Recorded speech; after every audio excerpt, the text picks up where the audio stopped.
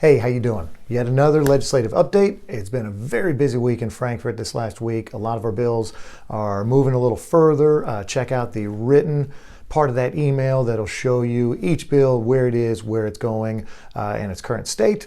And here we'll just cover all the ones that have moved in this last week. So starting with House Bill 49, that is the pension spiking bill that, as we know, has passed out of the House, it's received in the Senate, and was then assigned to the Senate, state, and local government. So we'll be watching for that one over the next week or so.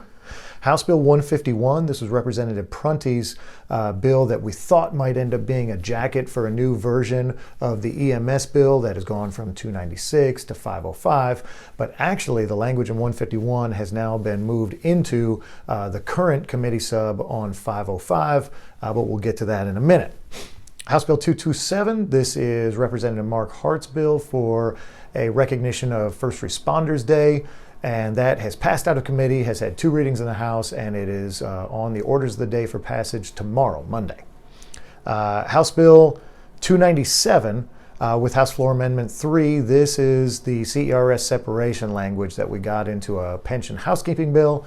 The CERS separation, as you know, CERS agreed to pay administrative costs of separation, but since that time, CERS is getting billed for pretty much everything from the state system, everything from salaries to minor expensive, office expenses, all kinds of petty things. So what that floor amendment will do is just set a clear date to cut off all the expenses that we are paying for the state system. That's on to the Senate. It's been assigned to the Senate, State, and Local Government Committee. House Bill 505.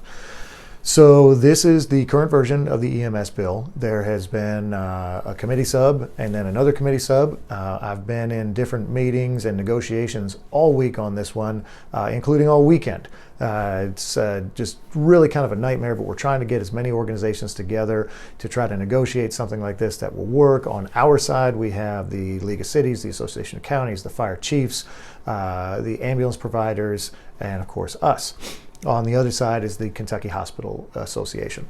So we do think we have a new version that might be able to work. In fact, even though this is late Sunday night, I just got off of another Zoom meeting with different members of this group, and we will be meeting again tomorrow morning with everyone to see if we can come to some kind of agreement on language that will work, that will do what everybody wants to see with fixes to K-beams without surrendering it to the Cabinet for Health and Family Services and without surrendering EMS response, pre-hospital emergency care, to be dictated by hospitals.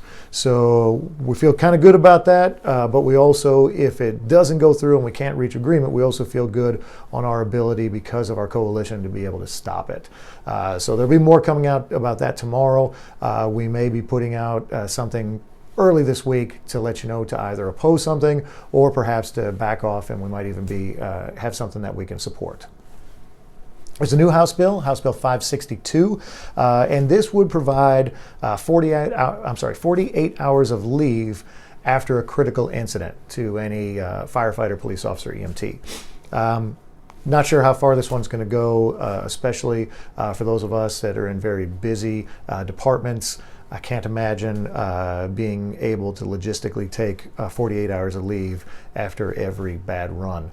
But of course, that would be up to the interpretation of the individual. And I hope that most of us already kind of have that ability to seek mental health time off and treatment if needed. And don't forget that any mental health treatment that you seek and receive, any therapy that you do, any medications that are prescribed, etc., if you go all the way to the Center for Excellence, all of that, you use your insurance, you pay your bill, all of those bills, you turn them over to the Fire Commission and they will pay you back dollar for dollar for any mental health expenses. So don't forget that that program is out there.